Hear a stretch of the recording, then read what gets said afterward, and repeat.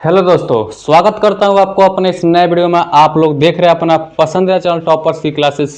आज मैं आप लोगों को बताने वाला हूँ जैव प्रक्रम सेकंड में, जिसका नाम है श्वसन। जैव प्रक्रम श्वसन पर इसके पहले हम लोग पढ़ चुके हैं जैव प्रक्रम फर्स्ट में पोषण। ये वाला जो वीडियो है वो आएगा श्वसन पर। तो सबसे पहले देख लेते हैं कि जो श्वसन है वो कितने प्रकार का होता है। तो यहाँ पर देखिए, श्वसन जो होता है 3 प्रकार का होता है। श्वसन जो होता है कितने प्रकार का होता है? 3 प्रकार का होता है। कौन कौन होता है? पहला होता है बाह्य श्वसन। पहला क्या होता है? बाह्य श्वसन होता है। दूसरा होता है आंतरिक श्वसन। दूसरा क्या होता है? आंतरिक श्वसन होता है। और तीसरा होता है कोशिकीय श्वसन। तीसरा क्या होता है?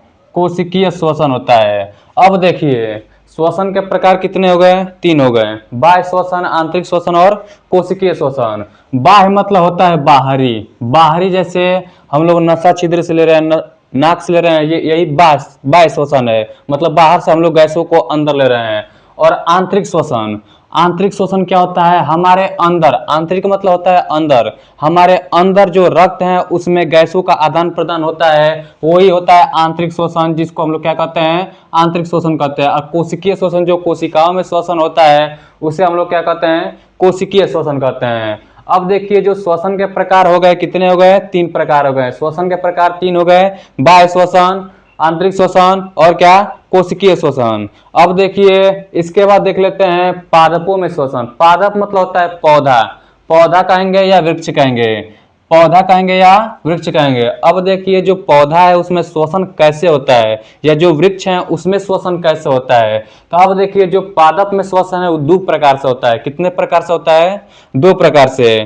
पहला होता है वायवीय श्वसन, दूसरा होता है अवायवीय श्वसन। अब देखिए, पादप में श्वसन 2 प्रकार से हो गया, वायवीय और अवायवीय श्वसन। अब देखिए, जो वायवीय श्वसन है उसमें ऊर्जा उत्पन्न करने के लिए ऑक्सीजन का उपयोग किया जाता है। किसका उपयोग किया जाता है? ऑक्सीजन का उपयोग किया जाता है। लेकिन जो अवायवीय श्वसन है उसमें ऊर्जा उत्पन्न करने के लिए ऑक्सीजन की अनुपस्थिति होती है, मतलब ऑक्सीजन की आवश्यकता उसमें नहीं होती है।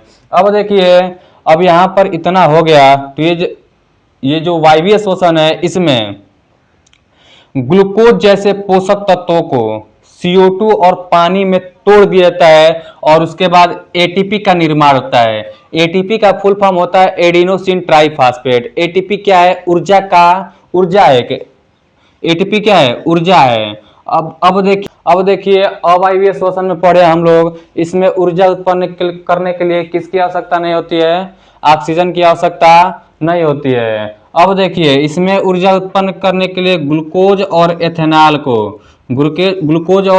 को तोड़ा जाता है, तब जाके ATP का निर्माण होता है। किसका निर्माण होता है? ATP का निर्माण होता है, एडिनोसिन ट्राइफॉस्फेट का निर्माण होता है। आप लोग इतना समझ चुके हैं। इसके बाद आगे हम लोग बढ़ रहे हैं, मनुष्यों में श्वसन कैसे होता है। मनुष्य में श्वसन अंग कितने प्रकार के होते हैं, कौन कौन से सहायक अंग है उसके बारे में पढ़ेंगे।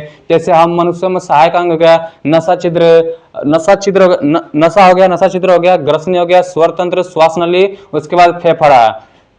अब देख लेते हैं मनुष्यों में श्वसन को। तो मनुष्यों में श्वसन के भी अंग होते हैं, सहायक अंग होते हैं, जो श्वसन करने में क्या करते हैं? सहायता प्रदान करते हैं। अब देखिए, जो मनुष्यों में सहायक अंग है वो कौन कौन से हैं। तो पहला होता है नसा छिद्र, दूसरा होता है नसा कपाट, तीसरा होता है ग्रसनी, चौथा होता है श्वास नली और पांचवा होता है फेफड़ा, जिसको हम लोग लंग्स बोलते हैं। अब देखिए, नसा छिद्र को देख लेते हैं हम। तो चेहरे पर स्थित नासिका में, जो हमारे चेहरे पर स्थित नासिका है, नाक है, उसे हम लोग क्या कहते हैं?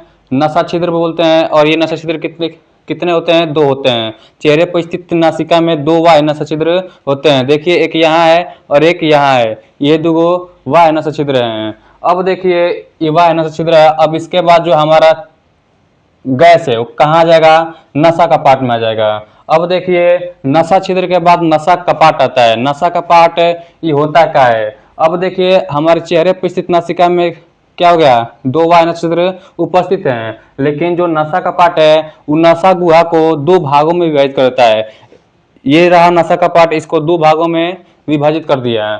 अब देखिए इसको दो भागों में विभाजित कर देगा तो हमारा जो नाक होता है उसमें बाल होते हैं सब। तो हम जितने भी वातावरण से गैसों को लेते हैं यहाँ पर क्या होता है, क्षरण क्रिया होता है, मतलब छानता है, वो क्षरण क्रिया करता है नसा का पार्ट। अब इसके बाद जो वायु है वो कहाँ आ जाएगा, ग्रसनी में आ जाएगा। अब देखिए जो ग्रसनी है वो कितना सेंटीमीटर लंबा होगा, 13 सेंटीमीटर लंबा होता है और ये किसके आकार का होता है, कीप के आकार का होता है। अब देखिए इसी ग्रसनी में जो ये ग्रसनी है, ये रहा ग्रसनी, ग्रसनी में वायुनाल एवं ग्रासनाल खुलता है। अब देखिए वायुनाल एवं ग्रासनाल खुल जाएगा तब ये आ जाएगा कहाँ, स्वर तंत्र। स्वर तंत्र अब सोचेंगे स्वर तंत्र क्या है, तो ये देखिए मनुष्यों में एक उभरा हुआ है, यहाँ पर एक बक्सेनुमा या कुंडीनुमा संरचना दिख रहा होगा, बक्सेनुमा संरचना दिख रहा है, उसे हम लोग स्वर तंत्र कहते हैं या कंठ कहते हैं, इसी को हम लोग स्वर तंत्र कहते हैं। अभी बक्सेनुमा होगा। अब देखिए इसमें दो गो बकल कार्ड होता है, बकल कार्ड होगा, ये जो स्वर तंत्र है इसमें दो गो बकल कार्ड होता है जिसके कंपन से जब वो कांपता है तो हम जो बोल रहे हैं ध्वनि उत्पन्न हो रही है हमसे, उससे ध्वनि उत्पन्न होती है। अब देखिए इसके बाद आता है श्वास नली। अब इस श्वास नली जो है ये 10 से 12 सेंटीमीटर तक लंबा होता है। अब देखिए जो श्वास नली है वो क्या होता है, 10 से 12 सेंटीमीटर तक लंबा होती है। अब इस श्वास नली जो है इसमें 10 से 12 सेंटीमीटर तक लंबा होगा। अब देखिए इसी में जो होते हैं कार्टिलेज लगे होते हैं, और कार्टिलेज लगे होते हैं इसको मतलब दूरी मिलता है ताकि वायु बाहर से हमारे अंदर आसानी से पहुंच सके। अब देखिए जो श्वास नली आगे चलकर बहुत सारी शाखाओं में क्या होता है, बट जाता है, बहुत सारी शाखाओं में बट जाएगा। किसमें बटेगा, दाया फेफड़ा और बाया फेफड़ा, लंग्स में बढ़ जाएगा, दाया फेफड़ा और बाया फेफड़ा। अब देखिए ये बहुत सारी शाखाओं में बट गया तो उससे हम लोग क्या कहेंगे, श्वसनिका कहेंगे। अब देख लेते हैं इसका सबसे इंपॉर्टेंट पार्ट है फेफड़ा, जिसको हम लोग इंग्लिश में कहते हैं लंग्स। अब देखेंगे फेफड़े में जो दाया फेफड़ा उसका कार्य क्या है और बाया फेफड़ा उसका क्या कार्य है। अब देखिए इसका जो लास्ट पार्ट है वो आता है फेफड़ा। मनुष्यों में सबसे प्रमुख श्वसन अंग होता है, क्या होता है, फेफड़ा होता है, जिसको इंग्लिश में क्या कहते हैं हम लोग, लंग्स कहते हैं। लंग्स मतलब होता है फेफड़ा, ये मनुष्यों में सबसे प्रमुख श्वसन अंग है। अब देखिए ये जो फेफड़ा है वो दो पिंडों में बटा हुआ है, समझने के लिए यहाँ पर फेफड़ा बना दिए हैं। अब देखिए जो पिंड है दो पिंडों में बटा होता है, दो भागों में बटा होता है जो फेफड़ा होता है। अब देखिए जो हमारा फेफड़ा हो गया वो दो भागों में बट गया, पहला होता है दायां फेफड़ा, दूसरा होता है बायां फेफड़ा। अब देखिए जो हमारा दायां फेफड़ा है वो कितने पिंडों का होता है, 3 पिंडों का होता है, और जो बायां फेफड़ा होता है वो 2 पिंडों का होता है। ये जो हमारा दायां फेफड़ा है वो 3 पिंडों का होगा और जो बायां फेफड़ा होगा वो 2 पिंडों का होगा। अब देखिए ये जो हमारा फेफड़ा उसके बाहर में दोहरी झिल्ली होती है, दोहरी झिल्ली, एक हरा नहीं दोहरा, दोहरा मतलब 2 झिल्लियों से युक्त होता है, 2 झिल्ली बनी होती है। 2 झिल्ली से बनी क्या होती है, एक गुहा होती है। फेफड़ा के चारों ओर, फेफड़ा के बाहरी मतलब बाहर क्या होता है, दोहरी झिल्ली से बनी क्या होती है, एक गुहा होती है जिसे हम लोग क्या कहते हैं, फुफ्फुस गुहा। फुफ्फुस गुहा अब ये होता क्या है, अब देखिए जब भी फेफड़ा पर जब भी चोट लगता है या झटका महसूस होता है तो ये जो फुफ्फुस गुहा होता है इसमें एगो तरल पदार्थ भरा होता है। अभी जो तरल पदार्थ होता है जब भी फेफड़ा पर चोट लगता है तो क्या करता है, उसको सुरक्षा प्रदान करता है, उसको सिक्योरिटी देता है, सेफ करता है, उसको मतलब सुरक्षा प्रदान करता है। अब देखिए इसके बाद जो इसी फेफड़े में होते हैं कूपिका, बाह्य कोश में क्या लगी होती है, कूपिका लगी होती है।